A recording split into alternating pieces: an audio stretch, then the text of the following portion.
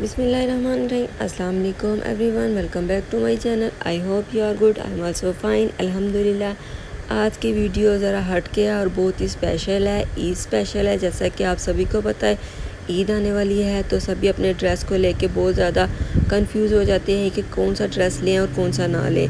तो आपके लिए मैं बहुत ही ज़बरदस्त ये कलेक्शन लेकर आई हूँ। आई होप आपको ये कलेक्शन मेरी बहुत पसंद आएगी और आपको बहुत से आइडियाज़ भी मिल जाएंगे कि आप ईद पे कौन सा ड्रेस पहने, कौन सा ना पहने, कौन सा कलर कंट्रास्ट लें। बहुत ही यूज़फुल ये वीडियो होने वाली है। आपने वीडियो को स्किप किए बगैर फुल वॉच भी करना है। और अगर आप मेरे चैनल पे न्यू हैं तो काइंडली मेरे चैनल को लाइक शेयर एंड सब्सक्राइब ज़रूर करना है, ये आपकी तरफ से इनाम होता है।